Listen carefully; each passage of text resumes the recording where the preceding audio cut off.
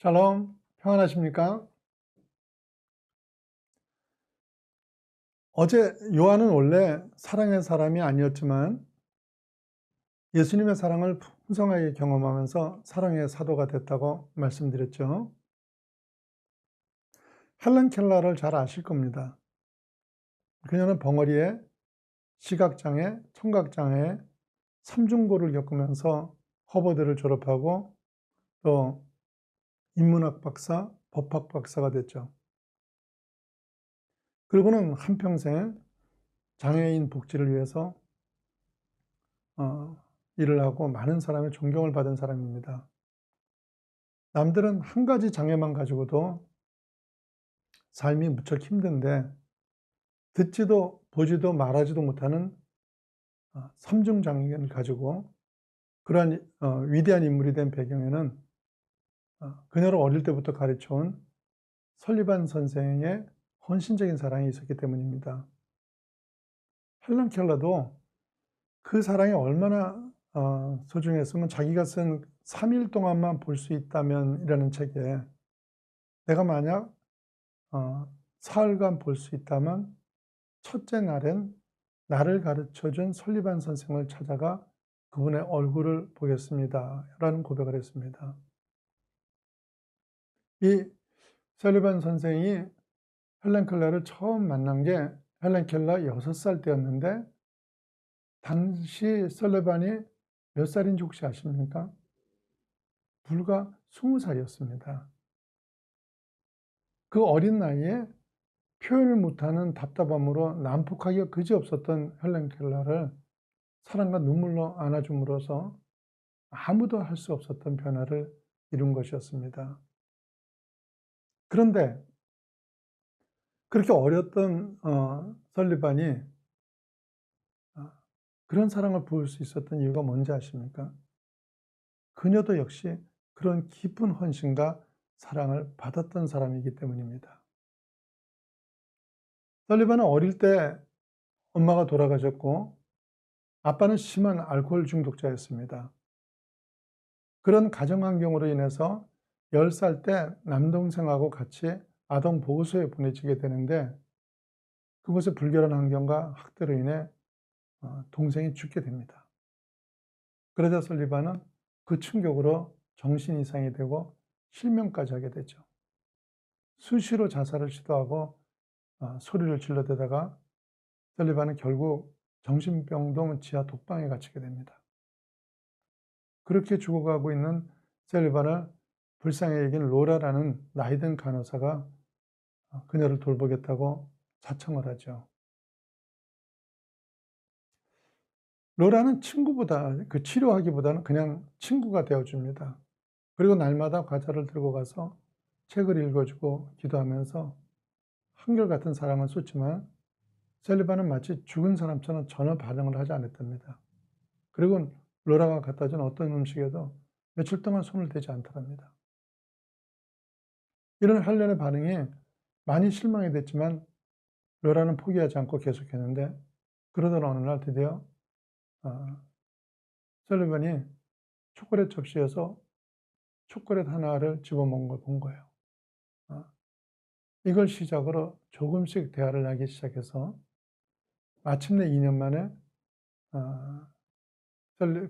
설리반은 정상인 판정을 받아가지고 파킨스 시각장애자학회에 입학을 하고 최우등생으로 졸업을 합니다. 그 뒤에 한 신문사의 도움으로 개안 수술에 성공하고 눈을 뜨게 되고 그 뒤에 그러던 어느 날 신문에서 보지 못하고 듣지 못하고 말하지 못하는 아이를 돌볼 사람 구함이라는 글을 봅니다. 설리반은 그 아이에게 자신이 받았던 사랑을 돌려주기로 결심하고 헬렌의 집을 찾아갔는데 설리반은 면접했던 헬렌 켈러 부모는 너무 어리고 여린 그녀를 보고 실망을 하지만 설리반이 저는 하나님이 나를 향한 사랑, 결코 나를 포기하지 않는 그 사랑을 경험했고 나도 똑같이 그 사랑을 전하고 싶다며 일을 시작하게 됩니다. 그 후 셀리반과 헬렌 켈러는 48년 동안 함께 동행하면서 여러 다양한 일을 하게 되는데 이 과정 중에 셀리반은 온갖 모함과 수모를 당하기도 합니다.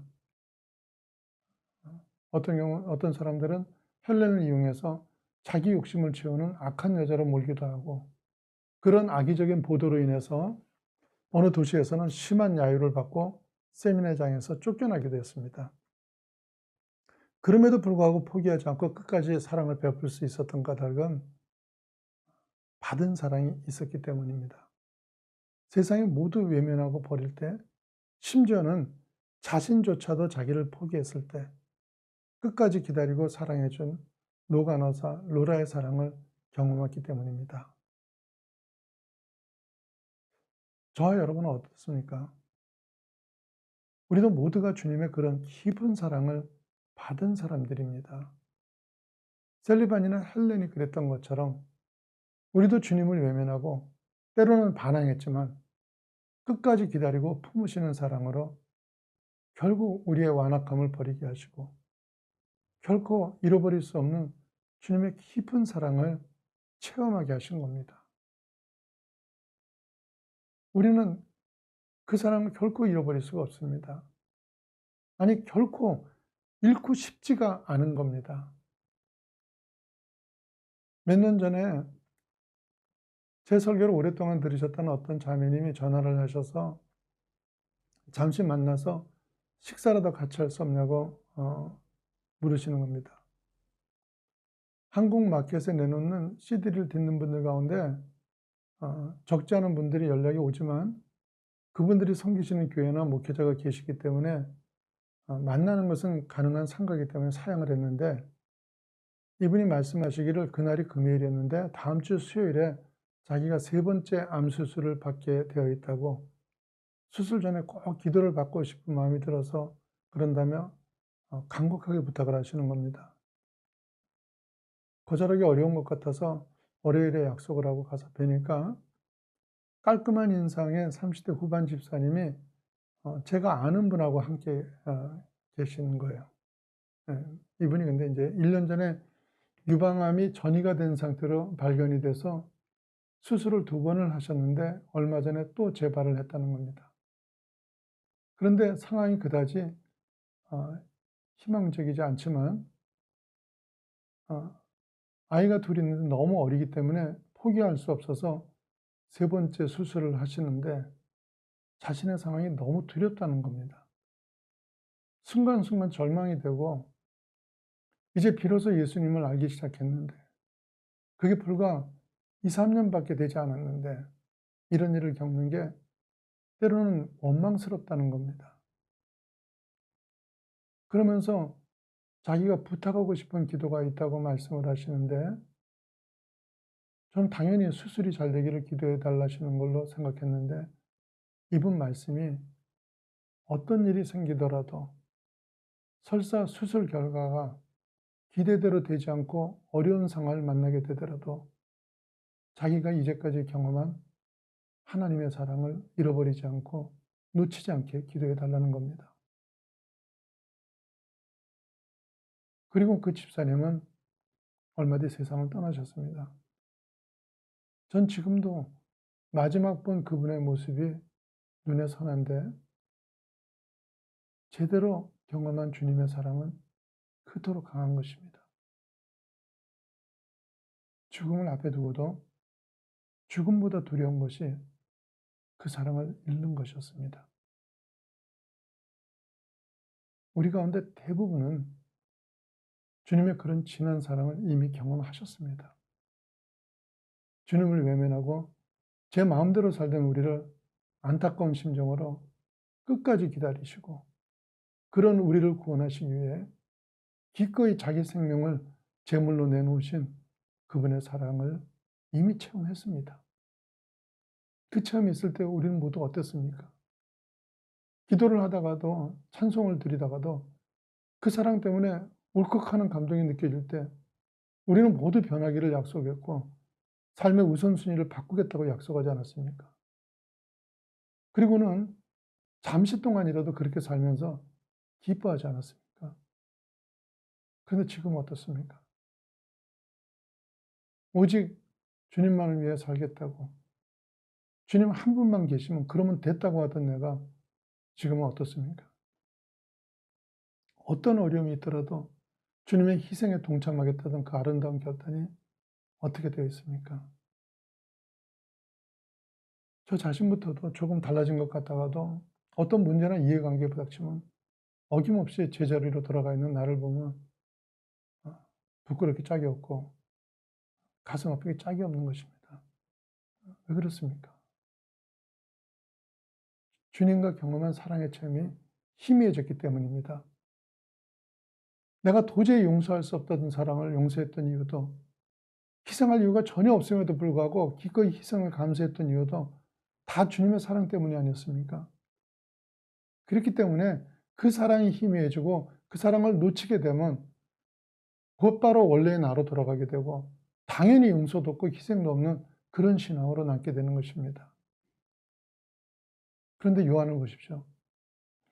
그는 노년이 되어서도 날마다 주님이 주신 사랑을 고백하며 감동 속에 살아갑니다. 그래서 수십 년 모진 고난을 겪으면서도 흔들리지 않는 사랑의 사도로 남게 된 것입니다. 요한일서 1장 1절 말씀입니다. 태초부터 있는 생명의 말씀에 관하여는 우리가 들은 바요, 눈으로 본 바요, 자세히 보고 우리의 손으로 만진 바라. 요한일서는 편지 글입니다. 보통 편지는 그동안 평안했냐, 잘 지냈냐 같은 인사글로 시작하게 되는데 요한은 자기가 눈으로 보고 손으로 만진 바 되는 그분의 사랑에 대한 고백을 하면서 그 감동 가운데 편지를 써내려갑니다. 성격이 급하고 미숙한 자신을 안타까움으로 바라보시면서 기다리시던 주님. 자기 모친까지 동원해서 한자리 해야겠다는 그 이기심과 탐욕을 참망하지 않고 덮어주시던 그분의 온유하신 사랑.